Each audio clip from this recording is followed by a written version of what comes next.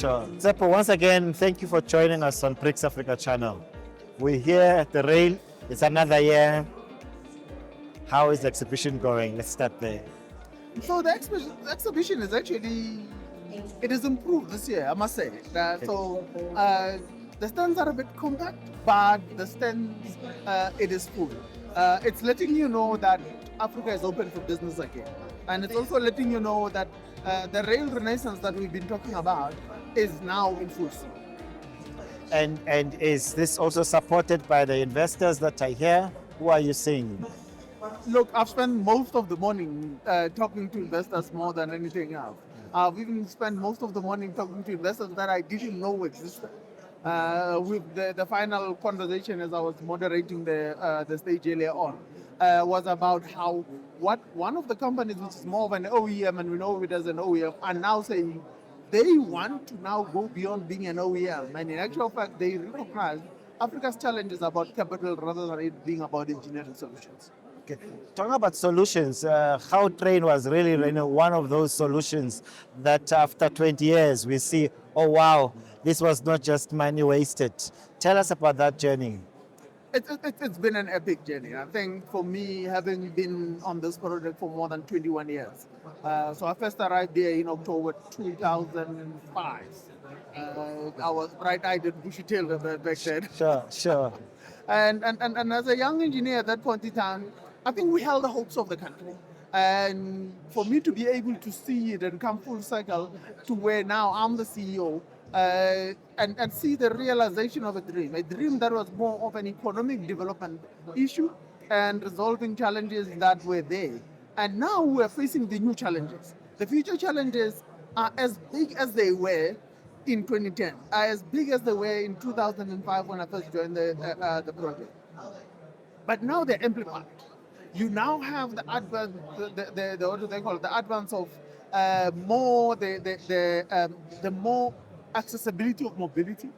Cars are easily acquirable, and therefore what that does then says you're going to have more congestion, and therefore you have to think differently. And Gautrain has never been more relevant now than than it was back then. It is more relevant now, and it will remain relevant in making sure that the fortunes of this province are resolved and are managed accordingly. Look, South Africa is known for the Big Five, as you know, and BRICS countries, but we're beginning to see a picture of infrastructure.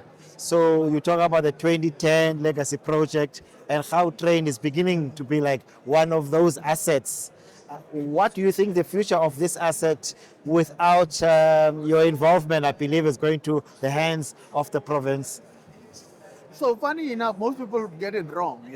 I am the province. Okay. In actual fact, in the contract, when you look at it and they ask who's the province's representative, my name appears in the contract as the province's representative. So the province itself runs the service. The province itself actually has been in the background, making sure that the contract that it needs to be adhered to is run properly. Now, one of the key things that I always speak about when I speak about PPPs is that PPPs work when government has a capable partner in it, but also government must be a capable partner itself. And over those years, we built the Gautrain Management Agency to be that capable partner. But now we're not only talking about being a capable partner, but we're talking about being a capable partner to other provinces and other states in and around the SADC area.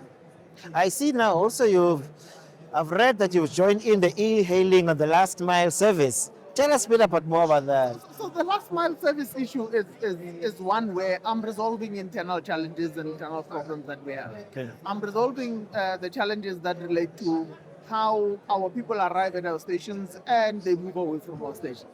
It is not a competition issue. It is actually us being able to say, if somebody, so you have to be able to understand the personas that are on the station.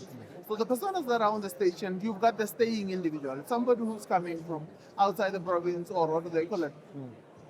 Or from outside the country, and they are flying in, take the train, come into Sanchen, and they stay in the, what do they call it, in the hotels. And then you've got the transiting individual. That's a person who commutes every day and just moves up and down and all of that. And then you've got what we call the meeting individual. The three personas can be combined in any form and configuration. Now, when you look at those three personas, you have to be able to make sure that if it's a meeting individual that is combined with a staying individual, somebody coming from outside of the province, coming for a meeting, and then staying overnight and all of that, can we actually be able to get him to his hotel? Sure. Sure. So you've got 4 guys going to a meeting. Can I give you a vehicle that is big enough to carry 4 people's suitcases and laptop bags? Kind of a thing. There's an individual that's transiting that's going to a meeting or even going to a job interview. I give him a small vehicle that then gets them going immediately. They don't have to wait for the bus or for the minibus that is on a scheduled roll. They can leave immediately and go to their destination.